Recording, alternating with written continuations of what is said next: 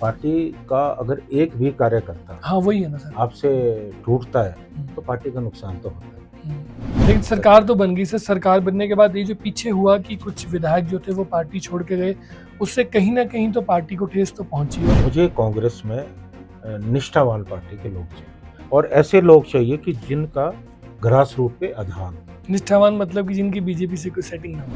अब विधायक हमारे टूट के गए, थोड़ा भारतीय जनता पार्टी का भी जो है हस्तक्षेप रहा।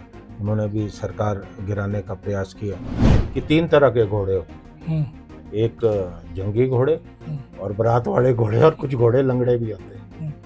तो हमें जो जंगी घोड़े हैं उन्हें लड़ाने, उन्हें आगे करने। तो वो हम देखते हैं कि वो जंगी घोड़े सर कब सामने आएंगे। अब जंगी घोड़े जो सीनियर लीडर हैं, कुलदीप पठानिया जी हैं, आशीष बुटेल जी हैं और सीनियर लीडर जितने भी हैं, इनको की रोल में लाया जाए और पार्टी वर्कर्स को भी थोड़ा ऑक्सीजन उसी से मिलेगा, लेकिन अभी ऐसा हो नहीं रहा। द न्यूज़ अडार के राजनीतिक रुख के इस एपिसोड में आप सभी का स्वागत है। हमारे साथ आज की चर्चा में भाग ले रहे हैं कुलदीप राठौर, जो सिटिंग कांग्रेस के विधायक हैं और फॉर्मर कांग्रेस पार्टी के प्रेसिडेंट हिमाचल के रह चुके हैं। सर आपका बहुत बहुत स्वागत है। जी बहुत बहुत धन्यवाद। जी सर, एक बहुत इंपॉर्टेंट डिसीजन कांग्रेस पार्टी ने नेशनल लेवल पे लिया है कि गुजरात एक ऐसी स्टेट है जो कांग्रेस के लिए बहुत इंपॉर्टेंट मायने रखती है, पॉलिटिकली, स्ट्रेटेजिकली, हर तरह से।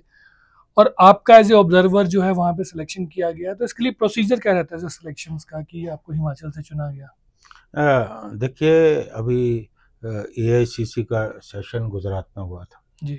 अभी कांग्रेस पार्टी की ये रणनीति बनी क्योंकि गुजरात से हमारे प्रधानमंत्री आते हैं। हाँ। और हमारे गृह मंत्री गुजरात से हैं और टफ फाइट देते हैं कांग्रेस को। पिछले लगभग 3 दशकों से जी कांग्रेस पार्टी वहाँ सत्ता से बाहर है। इसलिए कांग्रेस पार्टी ने ये ज़रूरी समझा कि हम उस राज्य में कांग्रेस के संगठन को और ज़्यादा मजबूत करें। कांग्रेस का जन्म तो गुजरात में ही हुआ है, गुजरात में, और वहीं 3 दशकों से। जी, महात्मा गांधी जी गुजरात के रहने वाले थे, सरदार पटेल गुजरात के रहने वाले थे। तो इन बातों पे संगठन में जो है विचार हुआ। अब संगठन सृजन अभियान के नाम से वहाँ जो है अभियान शुरू किया गया।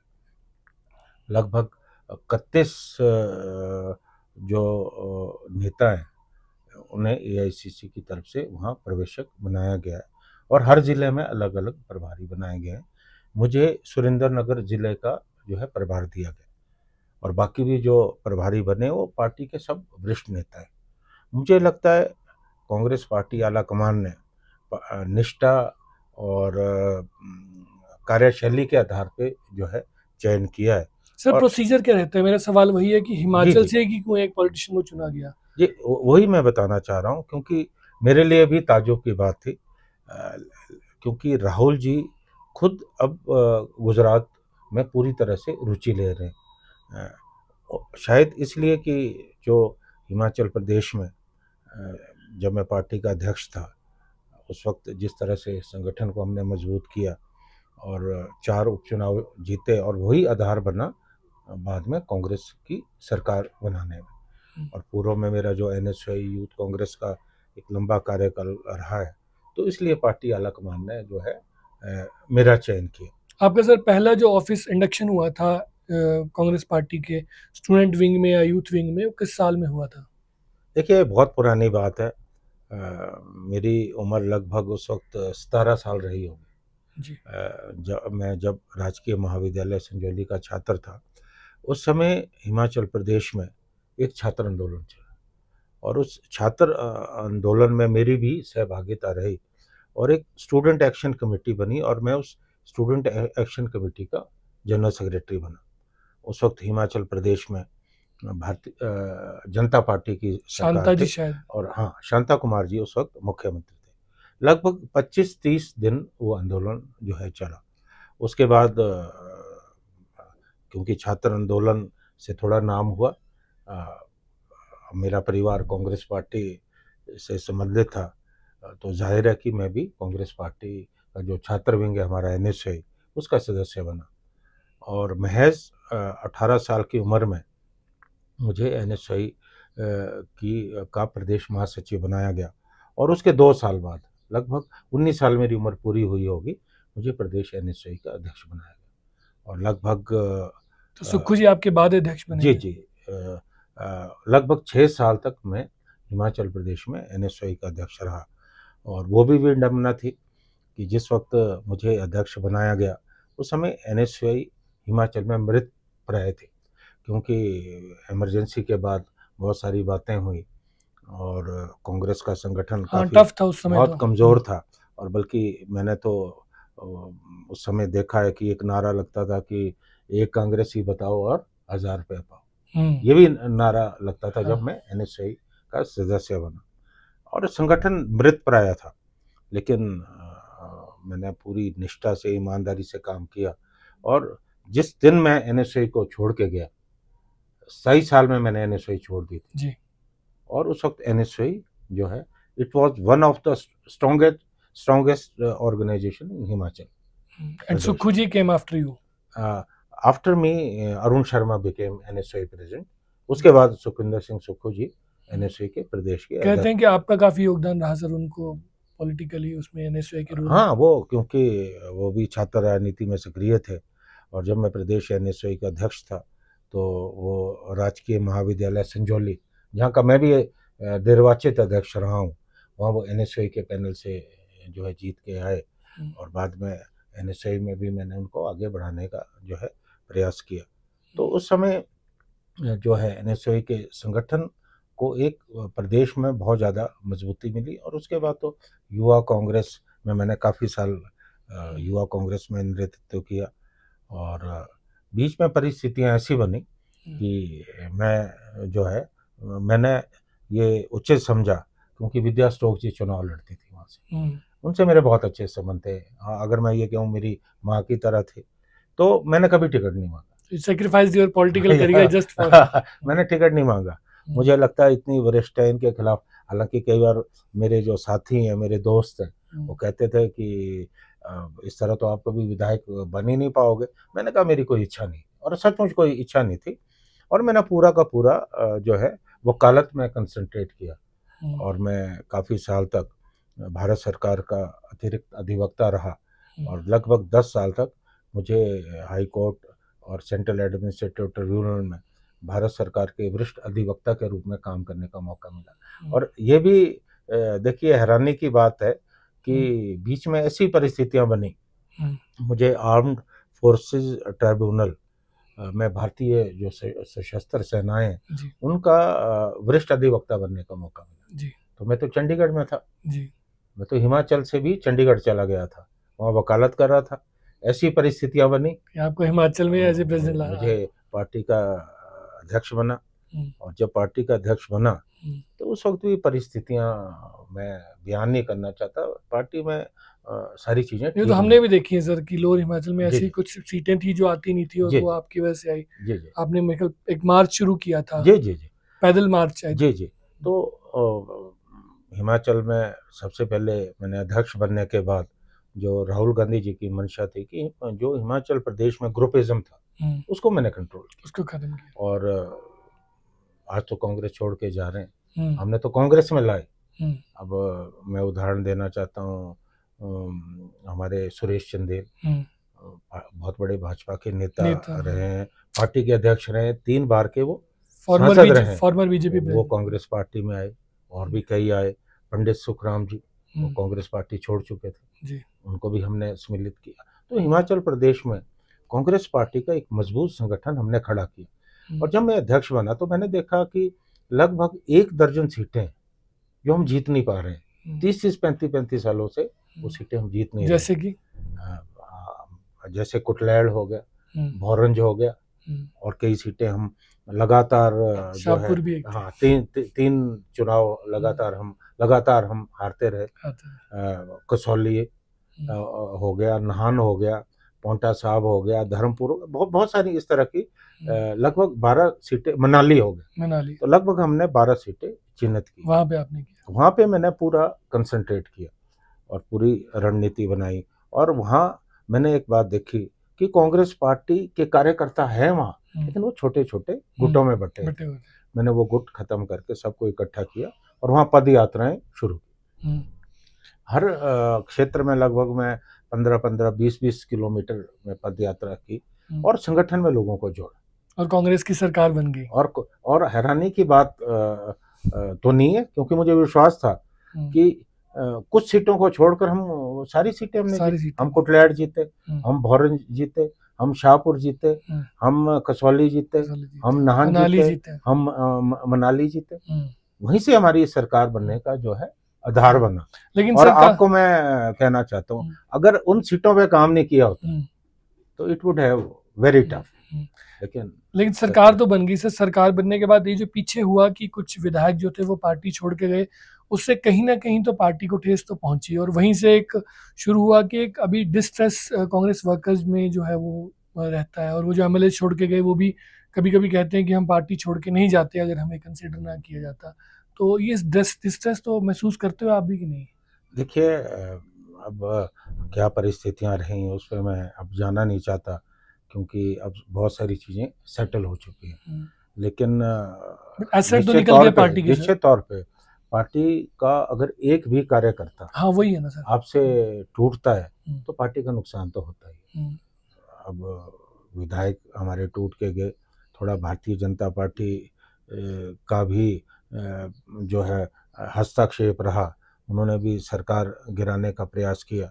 लेकिन कहीं ना कहीं राजेंद्र राणा, सुधीर शर्मा जैसे सर ये तो एक पॉलिटिकल एसेट्स थे कांग्रेस पार्टी के। हाँ, इंद्रदत्त लखनपाल बहुत सारे थे। अब मुझे लगता है कि अब वो कांग्रेस छोड़ के जा चुके हैं। अब बट पार्टी सर कुछ तो सोच ली होगी रिवाइवल के लिए, बिकॉज ये तो नुकसान ही हुआ ना पार्टी को। बेशक सरकार है लेकिन पार्टी तो नुकसान ये बात सही है, क्योंकि अब परिस्थितियां बदली हैं।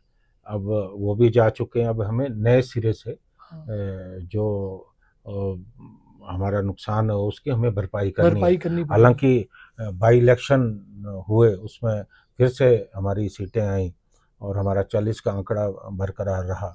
लेकिन अभी मुझे लगता है कि संगठन को जो क्षति हुई है उसको पूरी तरह से दूर करने की जो है ज़रूरत है। और उसके लिए अभी जो हमारी प्रभारी बनी है श्रीमती रजनी पाटिल जी, इनके समय में मैं अध्यक्ष बना था, हिमाचल कांग्रेस का अध्यक्ष बना था।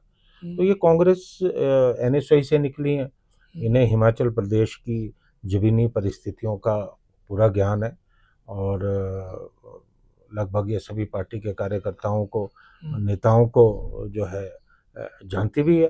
तो अभी वो बनी है, वो भी दौरे कर रही हैं, कार्यकर्ताओं से मिल रही हैं। तो मुझे लगता है कि उनके पास एक संगठन को लेकर एक सोच है और हमारी जो कांग्रेस पार्टी की सोच अभी जो परिलक्षित हुई, हमारी जो हमारा एआईसीसी का सेशन था कि राहुल गांधी जी ने 2-3 बातें बड़ी स्पष्ट कही जो वायरल भी हुई। पहली बात उन्होंने ये कहा कि मुझे कांग्रेस में निष्ठावान पार्टी के लोग चाहिए और ऐसे लोग चाहिए कि जिनका ग्रास रूट पे आधार हो। निष्ठावान मतलब कि जिनकी बीजेपी से कोई सेटिंग ना हो। ये बात भी उन्होंने खुल के कही है। और दूसरी बात उन्होंने कही है जो बहुत ज़्यादा वायरल भी हुई है कि 3 तरह के घोड़े होते हैं, एक जंगी घोड़े और बारात वाले घोड़े और कुछ घोड़े लंगड़े भी होते हैं। तो हमें जो जंगी घोड़े हैं उन्हें लड़ाने, उन्हें आगे करने की ज़रूरत है। तो राहुल गांधी जी एक संगठन की सोच जो है उनके अंदर है और जिस तरह से उन्होंने पिछले वर्षों में अपने आप को आम लोगों से जोड़ा है। 3000 किलोमीटर की उन्होंने पदयात्रा की। आप बताइए, इतिहास है। इतिहास है सर। और हिमाचल में सर एक ऑप्शन था कांग्रेस के लिए जो हम एज ए जर्नलिस्टिक दृष्टि से देखते हैं कि कांग्रेस नेशनल लेवल पे रिवाइव हो सकती थी अगर यहाँ पे अच्छा गवर्नेंस मॉडल, एक ऐसा एक अपॉर्चुनिटी अभी भी है सर। वो हम देखते हैं कि वो जंगी घोड़े सर कब सामने आएंगे। अब जंगी घोड़े जो सीनियर लीडर हैं, कुलदीप पठानिया जी हैं, आशीष बुटेल जी हैं और सीनियर लीडर जितने भी हैं, इनको की रोल में लाया जाए और पार्टी वर्कर्स को भी थोड़ा ऑक्सीजन उसी से मिलेगा। लेकिन अभी ऐसा हो नहीं रहा। अब इस विषय में मैं ज़्यादा नहीं कह सकता। अब ये तो हमारी जो प्रभारी हैं, हमारे जो दिल्ली में कांग्रेस पार्टी के नेता हैं, उन्हें इस बात का ज्ञान है। मुझे लगता है कि आने वाले समय में हम ये आशा करते हैं कि जो भी फैसले होंगे वो पार्टी के हित एक में। लास्ट सर, हम कंक्लूडिंग एक रिमार्क आपसे चाहेंगे, क्योंकि कांग्रेस वर्कर्स जो हैं अभी ग्राउंड लेवल पे, उनको बहुत सारी होप्स हैं जो उनकी एड्रेस नहीं हुई हैं, उनके लिए क्या संदेश है? क्योंकि कहीं ना कहीं कुछ ऐसा तबका है जिसका जो हौसला है वो टूट रहा है। नहीं, देखिए, कई तरह की परिस्थितियां आती है, जो संगठन है, संगठन के जीवन में भी इस तरह की बातें आती हैं, व्यक्तिगत तौर पे भी आती हैं कि कई बार चीज़ें अनुकूल नहीं होती। मैंने तो खुद स्वयं ये देखा है कि एक समय ऐसा था कि जब मुझे लगा कि मैंने इतने साल पार्टी में काम किया है, अब मुझे जो है पूरा ध्यान अपनी वकालत की तरफ देना चाहिए, और मैं छोड़कर जो है चंडीगढ़ चला गया था, जब मैं आर्म्ड फोर्सेस ट्रिब्यूनल में भारत सरकार का वरिष्ठ अधिवक्ता था। लेकिन परिस्थितियां बदली, और जो पूर्व में मैंने काम किया था, पार्टी ने मुझे बुलाया और मुझे पार्टी का अध्यक्ष बनाया, और मैंने सोचा नहीं था कि मुझे चुनाव लड़ना है। मैं तो विद्या स्टोक्स जी के खिलाफ कभी टिकट ही नहीं मांगा, लेकिन परिस्थितियां स्वास्थ्य बनी, कारणों के कारण। मैं पार्टी विधायक भी बना, और बहुत अच्छे मार्जिन से मैं जीत के आया। मैंने कभी सोचा नहीं था कि मुझे राष्ट्रीय स्तर पर काम करने का मौका मिलेगा। मुझे राष्ट्रीय स्तर पर पार्टी ने काम करने का मौका दिया, अभी गुजरात में दिया। तो मैं जानता हूँ कि अभी कार्यकर्ताओं को बहुत सारी आशाएं होती हैं, और ख़ासकर वो कार्यकर्ता जिन्होंने बुरे समय में पार्टी का साथ दिया, बहुत सारे कार्यकर्ता, क्योंकि जो संगठन हिमाचल में बना, जिन लोगों ने लड़ाई लड़ी, ये खाली मैं नहीं हूँ, मेरे साथ सैकड़ों हजारों इस तरह के कार्यकर्ता हैं, तो उनकी होप्स रहती हैं। अब बहुत सारों की शायद पूरी भी हुई है, कईयों की हुई भी नहीं, तो मुझे लगता है कि धैर्य रखने की जो है ज़रूरत है। ऐसा नहीं है, जिस तरह से देश में परिस्थितियां बन रही है, हमें दायित्व दिया गया कि आप जाइए और ग्रास रूट पे आप जाकर गुजरात में देखिए कि कौन कांग्रेस पार्टी का कार्यकर्ता, कि हम नॉमिनेशन बंद करने वाले हैं। राहुल जी ने बात स्पष्ट कही कि एक व्यक्ति जो है, सपोज मैं उदाहरण के तौर पे कहता हूँ कि शिमला में बैठकर वो धर्मशाला की बात करता है या चंबा की बात करता है, उसको मालूम ही नहीं है, और कई बार ये होता है वो यहाँ से बैठकर टिकट वहां से मांगता है। तो शायद ये भी बहुत सारे कारण हैं जो राहुल गांधी जी समझ रहे हैं। इसीलिए हमको जिम्मेवारी दी गई है कि आपने जाकर, 28 से मैं दौरे पे जा रहा हूँ, कि आपने ग्रास रूट तक जाना है, और जो संगठन सृजन अभियान है, उसमें सोच यही है कि हम जो जिला अध्यक्ष बनाए और जो पदाधिकारी बने, क्योंकि जिला अध्यक्षों का बहुत बड़ा रोल आने वाले समय में रहने वाला है, बहुत बड़ा रोल रहने वाला है। टिकट की प्रक्रिया में भी उनका बहुत बड़ा रोल होगा कि किसे देना। तो जमीनी स्तर पर जो व्यक्ति ग्रास रूट पे, उसे हमें आगे लाना है। तो जब गुजरात में ये सोच बनी है, तो निश्चित तौर पे जो है, जो दूसरे हमारे प्रदेश है वहाँ भी बनी है, हिमाचल में भी बनेगी। तो मेरा कार्यकर्ताओं को से यही कहना है कि ऐसा नहीं, धैर्य रखें, समय आएगा, अनुकूल आएगा, है ना, और परिस्थितियां बदलती है। क्योंकि ये बात सही है कि हमेशा, ये हिमाचल की बात नहीं मैं करता, और जगह भी ये होता है कि जब सत्ता में आते हैं तो कहीं ना कहीं कार्यकर्ताओं की अनदेखी होती है। हमारे प्रदेश की बात नहीं, ये तो एक बड़ी पुरानी परंपरा चली आई, और आज भारतीय जनता पार्टी में भी ये बात है। भारतीय जनता पार्टी की जहाँ सरकारें हैं वहाँ भी तो कार्यकर्ता उपेक्षित अपने आप को महसूस करते हैं। और अब तो मैं ये भी कहना चाहूँगा कि जो भारतीय जनता पार्टी का नारा था कि हम देश को कांग्रेस मुक्त बनाना चाहते हैं, तो उस वक्त मैंने एक बात कही थी जब मैं प्रदेश का अध्यक्ष था, कि आज भारतीय जनता पार्टी कांग्रेस मुक्त तो नहीं बना सकी, लेकिन कांग्रेस युक्त होगी। अब देखिए कितने लोग हैं जो कांग्रेस के आज भारतीय जनता पार्टी में चले गए। आज वहां भी जो कार्यकर्ता है, जमीनी स्तर पे जो कार्यकर्ता है, वो भी खुश नहीं है। लगभग देश में बहुत सारे जो राजनीतिक दल हैं वहाँ इस तरह की परिस्थितियां, तो कार्यकर्ताओं को धैर्य बना के रखना चाहिए, और हिमाचल के कार्यकर्ताओं को भी कभी न कभी पार्टी जो है वो बिल्कुल नहीं मिला भी है, बहुत सारे लोगों को मिला भी है। अगर कहीं हुआ है तो मुझे समय देर सवेर हो जाएगा। हमें समय देने के लिए शुक्रिया सर, बहुत बहुत।